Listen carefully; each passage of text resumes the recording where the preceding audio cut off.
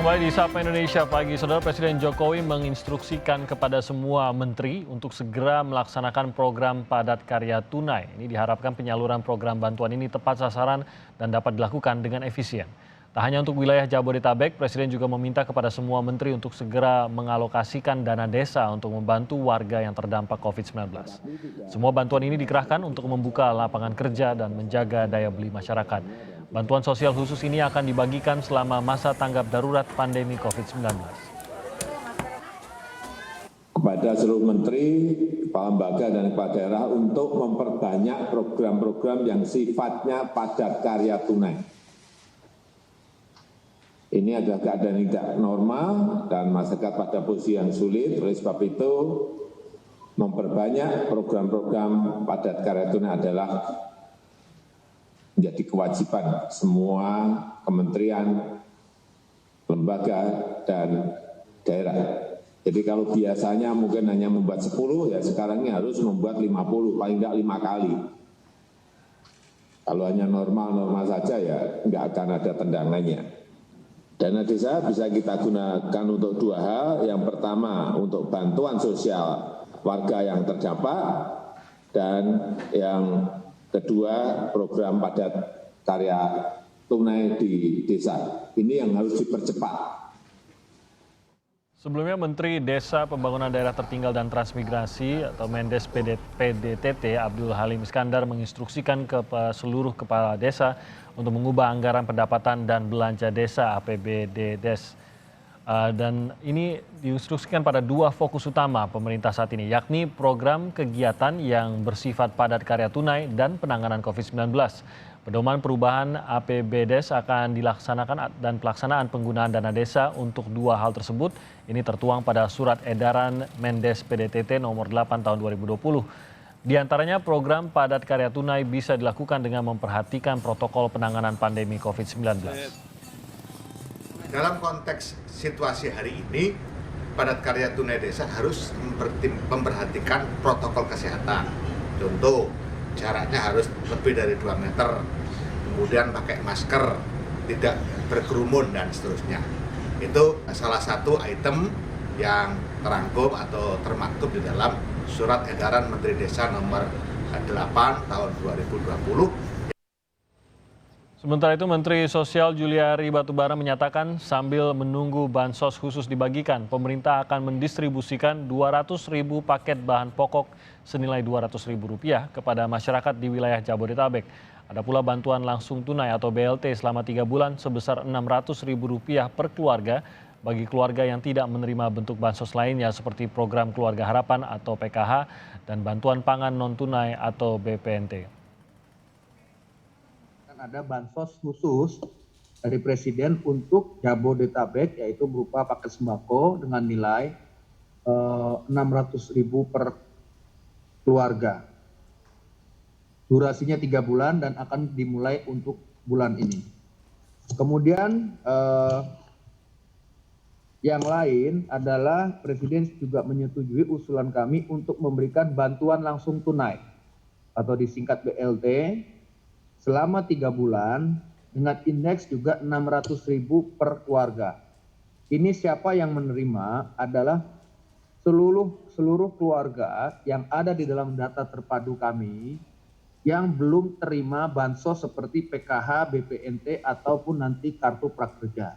Untuk yang bansos khusus sembako yang untuk wilayah Jabodetabek, menunggu bansos tersebut turun ke lapangan, Kemensos akan mendistribusikan mulai besok 200.000 paket sembako dengan indeks Rp200.000 di Jakarta. Saudara, jelang ibadah puasa Ramadan tahun ini, Menteri Agama menghimbau kepada warga untuk tidak mengadakan sahur keliling atau buka puasa bersama di tengah pandemi corona yang masih merebak. Menteri Agama Fahrul Rozi meminta kepada seluruh masyarakat untuk menghentikan sementara kebiasaan melakukan sahur keliling, buka puasa bersama yang kerap dilakukan selama bulan Ramadan.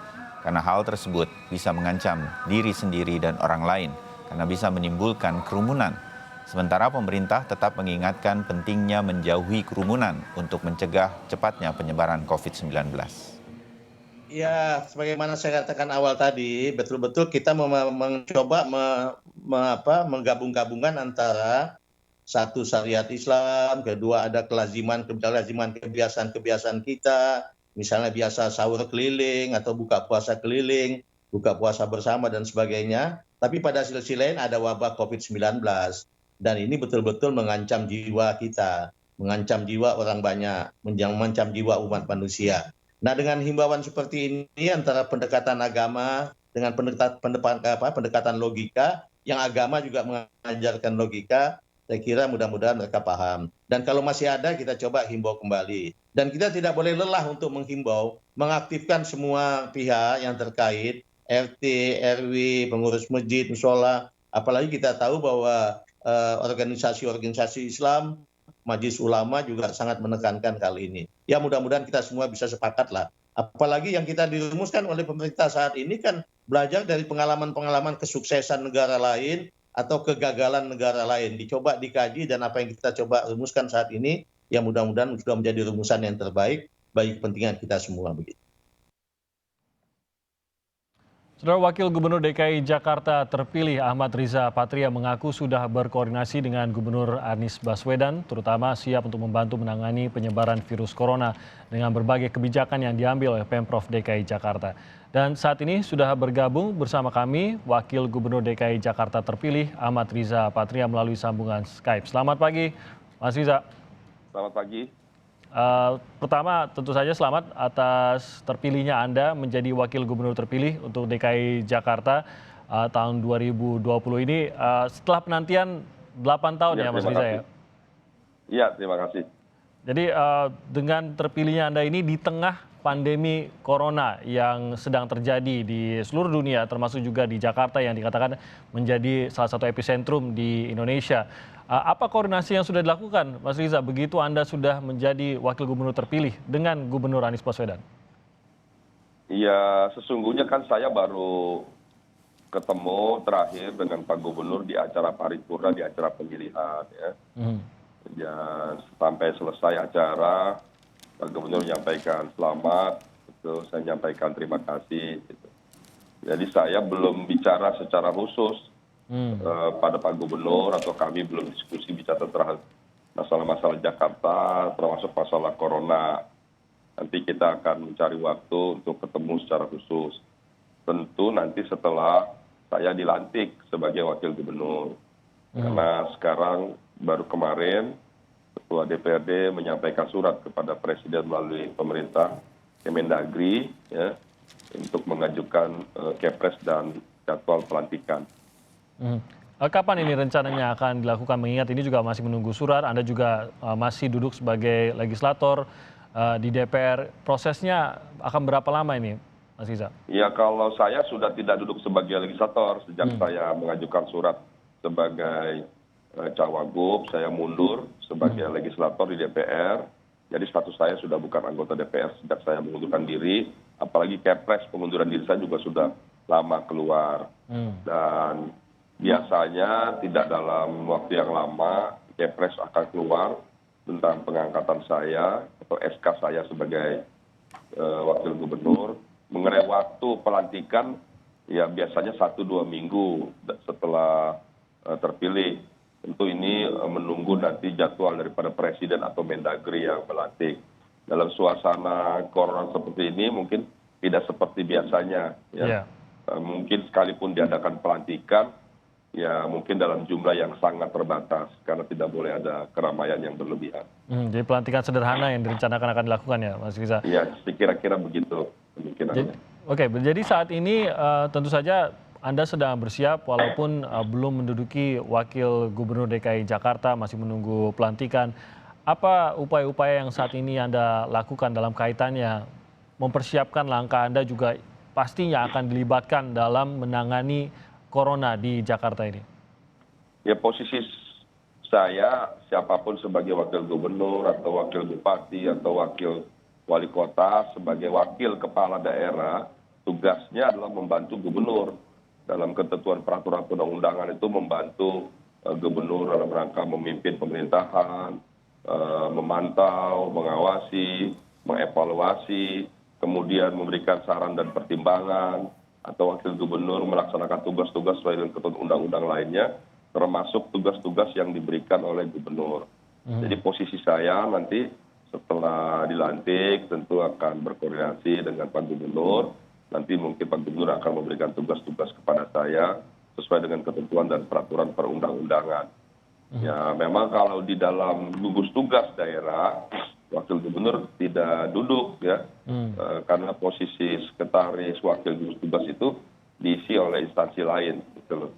Seperti dinas kesehatan dan dari Polda atau dari TNI dan lain sebagainya. Karena tugas wakil gubernur adalah membantu tugas gubernur.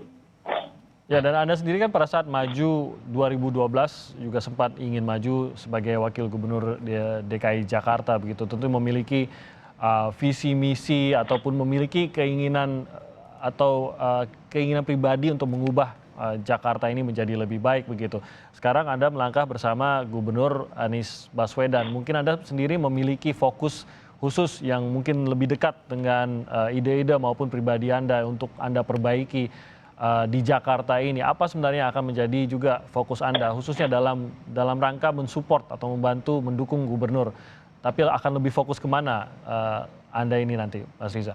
Ya, tentu sesuai dengan peraturan ketentuan undangan, wakil gubernur seperti saya yang masuk di tengah waktu atau wakil gubernur bergantian antar waktu itu berbeda dengan wakil gubernur yang mengikuti pilkada ya. Kalau wakil gubernur yang mengikuti pilkada, langsung umpamanya dia bersama gubernur menyusun konsep visi misi program, mencanangkan, mengkampanyekan, kemudian menetapkan bersama DPRD dan memperjuangkan sehingga bisa dilaksanakan dalam masa periode. Nah, kalau wakil gubernur seperti saya, wakil gubernur yang mengisi jabatan lowong ini di tengah begini, itu tugasnya membantu gubernur melaksanakan visi misi program gubernur yang sudah ditetapkan oleh DPRD melalui RPJMD. Jadi kami wakil gubernur saya ini tugasnya yang membantu gubernur melaksanakan visi misi program yang sudah dibuat. Jadi saya tidak boleh melaksanakan program-program lain di luar yang ditetapkan oleh DPRD yang sudah disusun oleh gubernur. Paling tidak dari program-program yang sudah dijalankan atau juga diajukan oleh gubernur saat ini, apa yang menurut Anda bisa dengan kehadiran Anda ini akan bisa lebih dipercepat, diperluas lagi? Ya, di dalam RPJMD ada 23 janji kerja kampanye yang disusun dan ditetapkan oleh DPRD melalui RPJMD. Kita tahu di Jakarta ini permasalahan-permasalahan yang klasik seperti banjir, ada transportasi kemacetan, masalah air, kemudian masalah sampah, dan masalah lainnya. Tentu tugas saya memastikan bahwa program-program yang penting yang masih menjadi masalah selama ini di Jakarta harus saya membantu gubernur agar dapat diselesaikan lebih cepat dan lebih baik ya. Nah, sekarang ini kalau saya mengisi setelah dilantik, tentu tugas saya yang paling utama adalah membantu gubernur terkait penanganan kita melawan virus corona ini. Saya kira penting kita memastikan bahwa Jakarta sebagai epicentrum pandemi corona ini harus bisa segera kita atasi. Ya. Semakin baik, semakin cepat kita bisa mengatasi, maka semakin baik bagi Jakarta dan daerah lainnya tentunya.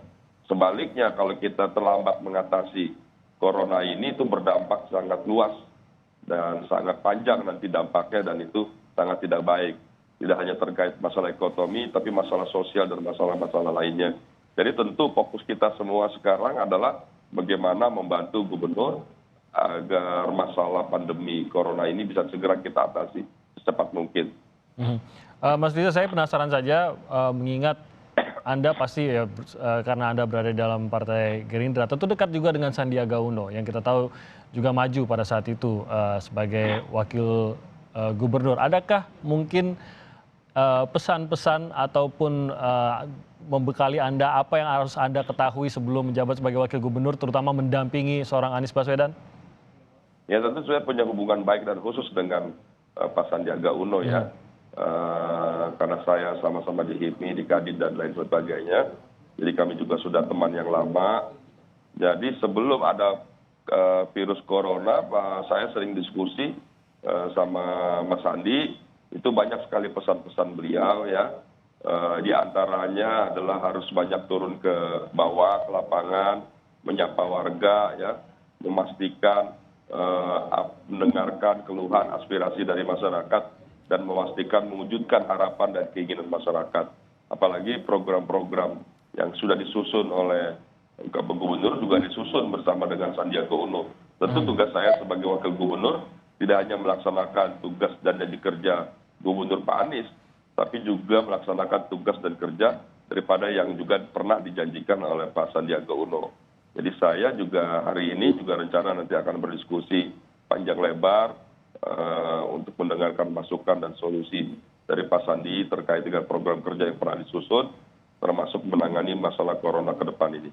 Baik, Mas Ahmad Riza Patria, kami ucapkan selamat bertugas. Ini sebelum Anda dilantik menjadi Wakil Gubernur DKI Jakarta, selamat bertugas, terutama Ya, di terima tengah kasih. pandemi corona. Ya, terima kasih Mas. Terima kasih Mas Riza sudah bergabung bersama kami pagi.